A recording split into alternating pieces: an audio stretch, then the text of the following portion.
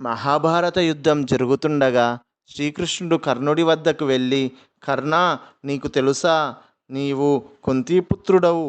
కుంతీదేవికి సూర్య భగవానుడి అనుగ్రహంతో జన్మించిన జ్యేష్ఠపుత్రుడవు. ధర్మం ప్రకారం నీవు పాండవుల వైపు ఉండాలి. మాతో వచ్చేయి. పాండవులు అందరూ నీ పాదాలకు నమస్కరిస్తారు. ఈ రాజ్యానికి నీవే రాజు అవుతావు అన్నాడు. అప్పుడు కర్ణుడు, కృష్ణ, నీకు తెలియనిది కాదు. లోకం నన్ను తల్లిదండ్రులు తెలియని పుత్రుడని ఈసడించినప్పుడు నన్ను గౌరవించి అక్కున చేర్చుకుంది దుర్యోధనుడు.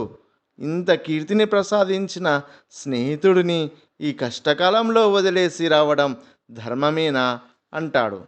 అప్పుడు కృష్ణుడు, కానీ కర్ణ, అధర్మం వైపు నిలబడి చేసే యుద్ధం వినాశనానికి కారణం అవుతుంది. నీ స్నేహితుడు చేస్తున్నది తప్పు అని నీకు తెలుసు కదా అని అనుమానం రేకెత్తించాడు. వెంటనే కర్ణుడు, తెలుసు కృష్ణ, నేను నా ప్రాణం పోతుందని తెలిసినా నేను దుర్యోధనుడి పక్షం వీడను, నా స్నేహంను వీడను అని బదులిస్తాడు. అప్పుడు కృష్ణుడు, నీ త్యాగం మరియు నీ స్నేహం గొప్పవి కర్ణ అని అభినందిస్తాడు. ఇలాంటి చారిత్రక ఘట్టాల కోసం మరియు కథల కోసం మా ఛానల్ని వెంటనే సబ్స్క్రైబ్ చేయండి.